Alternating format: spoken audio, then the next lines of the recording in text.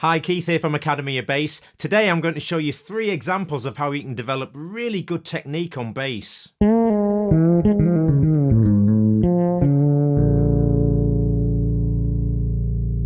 All of us bass players are chasing good technique, and it's really important because 1, it allows you to be in control of your hands and it improves your dexterity. 2, it reduces unnecessary strain so it can prevent injury, and most importantly of all, 3, it enables you to play the bass properly and with much more ease. Once you've developed good technique, you'll automatically apply it to everything, which will make playing even the new things that you're learning much quicker and easier from the start. Just before I get into the 3 examples that I'm going to show you today, can I just say that technique and practicing techniques should be led by the bass lines that you're learning and trying to play. So learning technique and practicing exercises just for the sake of it isn't really the best practice if you're not applying them to harmony in a musical situation. So here are my 3 examples that I really hope will help you practice technique alongside the bass lines you're working on right now. In this first example, I'm going to use this bass line.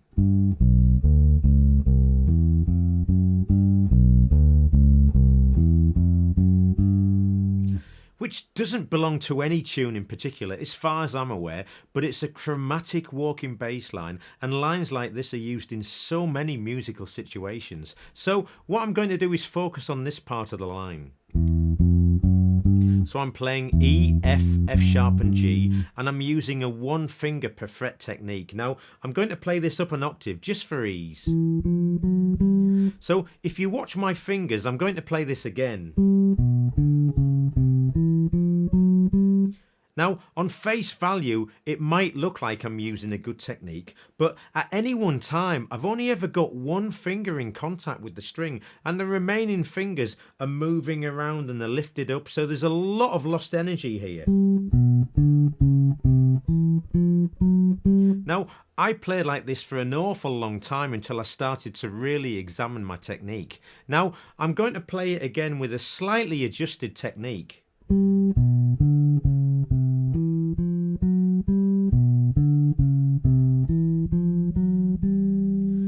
This time it's much more controlled and there's far less movement. So this is what I'm doing. I'm playing the first note, and then when I play the second note, I'm keeping my first finger down on the string. Then when I add the third note, I'm keeping my first and second fingers down, and then by the time I get to using my little finger, I've got all 4 fingers down. So it's quite easy.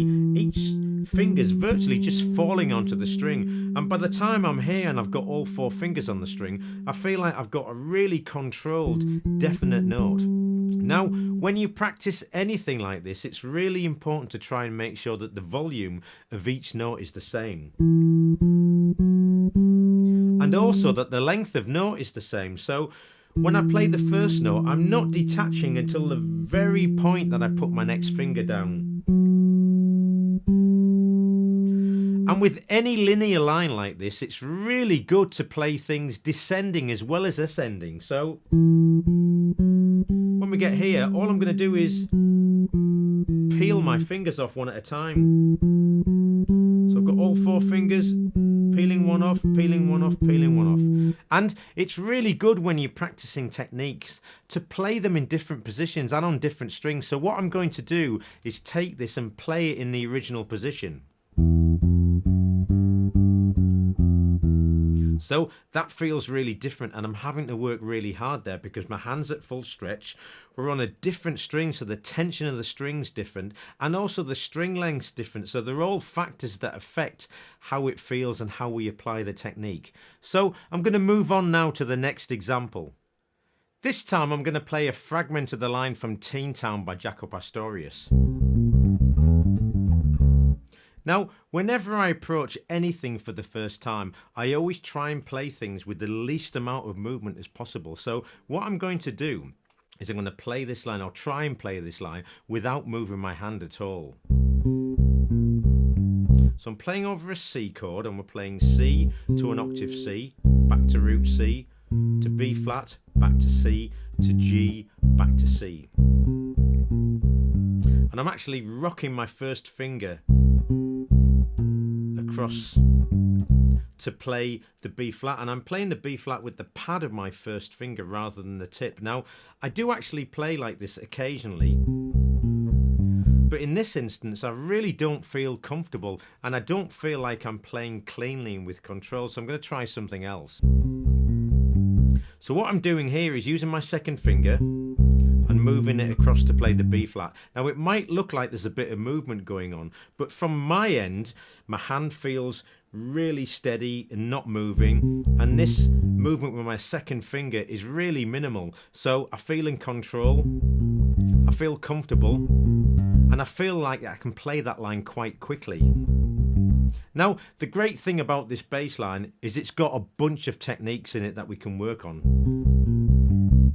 So here's a slide. So I'm sliding into an E. Now, I happen to be sliding 2 frets from the D, but you could slide 1 fret from the E flat. Now, I'm sure most, if not all of you, already play using slides, and it's one of those things that we tend to do naturally, but so many of us forget to work on them, and I think it's really important to work on them because that's the only way you really develop full control of what you're doing. So I'm going to start with a 1 fret slide, and I'm going to use every finger.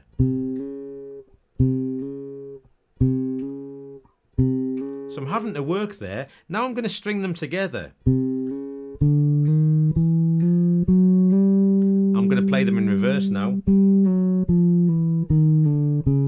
That's harder work. And now a 2 fret slide.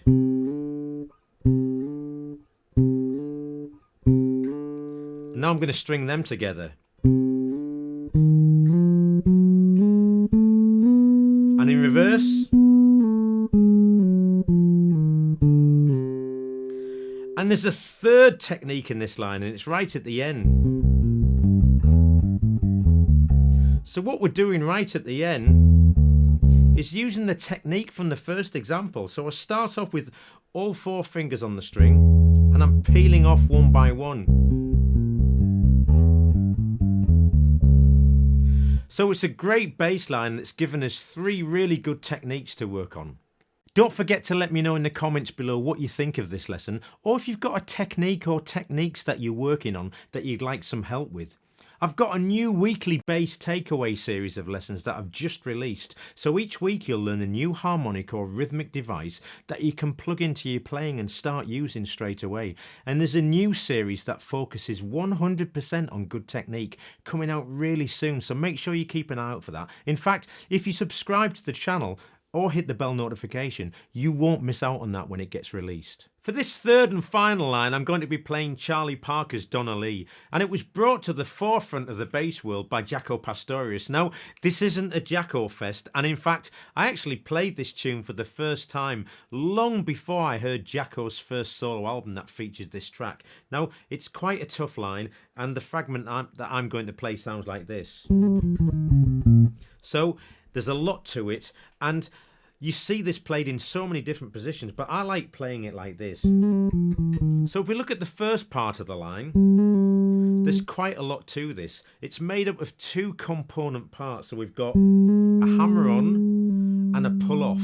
So what I'm going to do is look at practicing each of these techniques separately. So the hammer-on. When we play a hammer-on, it's really important to try and make sure that the second note, the note that we hammer on, is the same volume as the first plucked note. Do the same with my second finger and my third. And now I'm going to string them together.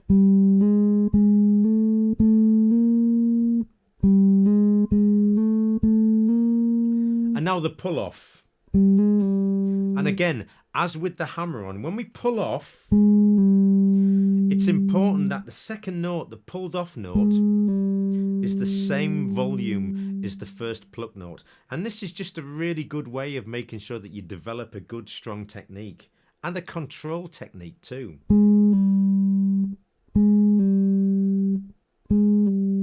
So what I'm going to do now is combine the 2. Pull off.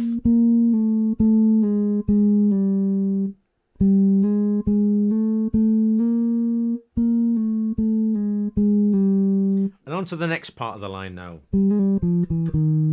So So I'm playing 3 chromatic notes, but with only 1 finger. Now, I do play like this quite often, but not all the time.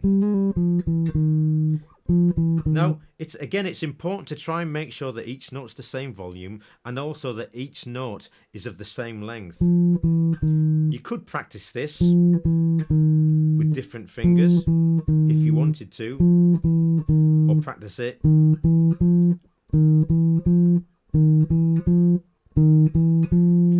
And what I sometimes like to do is take parts of the lines that we're playing and different techniques and apply them to completely different musical situations. So let's see what I can do with that. Alright, okay, so that was really different, but it gives me a different focus and a different way of playing that same line. And there's a third part to this line. So we've got... And in this last part, we're using the same technique from example 1. So I've got all 4 fingers on the string, peeling one off. So I'm playing D flat, C and B flat. So this one great line again has given us 3 really good techniques. So I hope I've been able to help you appreciate that good technique really does come from the bass lines that you're learning to play. Don't forget to grab the PDF for the lesson and keep an eye out for the bass takeaway series on good technique that's being released soon. Subscribe to the channel, hit the bell notification. You know what to do. Thanks for joining me today. Look forward to seeing you again. And in the meantime, happy practicing.